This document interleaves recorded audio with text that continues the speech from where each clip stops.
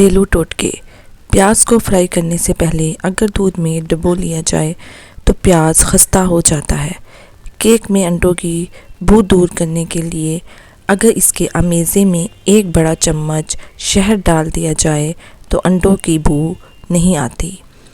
بھنڈیوں کو خستہ کرنے کے لیے پکاتے ہوئے اس میں چند قطرے لیموں کے رس ڈال دیں یا پھر ایک چمچ دہی ڈال دیں۔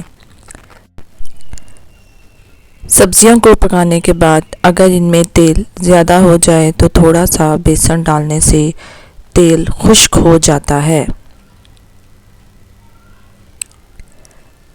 اگر چاندی کا سیٹ کالا پڑ جائے تو اس پہ ٹوتھ پیسٹ لگا کر رگڑنے سے اس کا رنگ نکھر جائے گا۔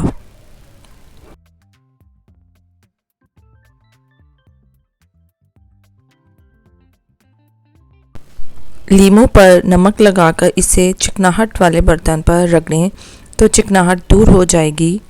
بسکٹ کو زیادہ عرصے تک کے لیے خستہ اور تازہ رکھنا ہو تو پولی تھین بیگ میں ڈال کر فریج میں رکھ دیں۔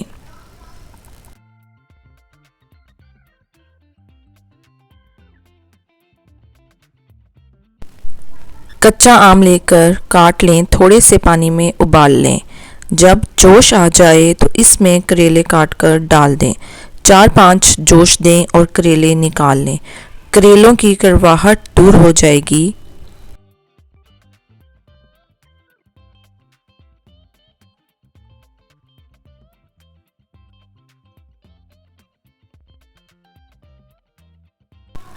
آٹا گوندھنے کے تھوڑی دیر بعد اس میں پڑپڑی آ جاتی ہے۔ اس کے حل کے لیے کوئی بھی پلاسٹک کی تھیلی لے کر چوکور کاٹ لیں، اس کو پانی میں گیلا کر لیں اور آٹے کو ڈھانپ دیں۔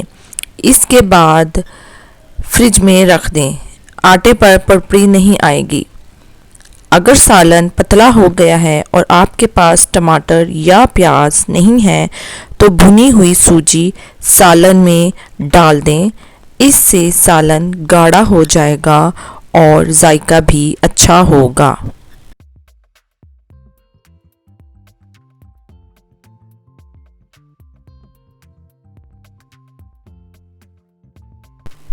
کھانے پکانے کے دوران اگر ایک موم بتی کو چولہے کے قریب رکھ دیا جائے تو کھانے کی خوشبو صرف کچن تک محدود رہتی ہے۔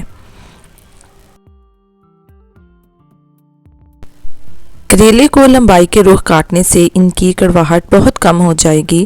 انہیں لمبائی میں کاٹ کر نمک لگا کے 1 گھنٹے کے لیے رکھ دیں، دھونے کے بعد پکائیں۔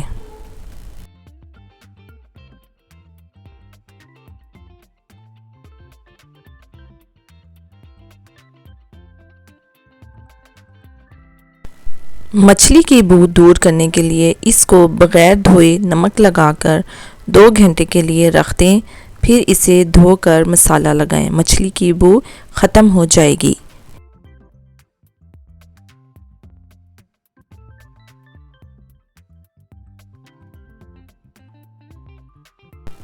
اگر ویڈیو پسند آئے تو اسے لائک کریں، شیئر کریں اور میرے چینل کو سبسکرائب کریں تاکہ آنے والی ہر ویڈیو کا نوٹیفیکیشن آپ کو ملتا رہے۔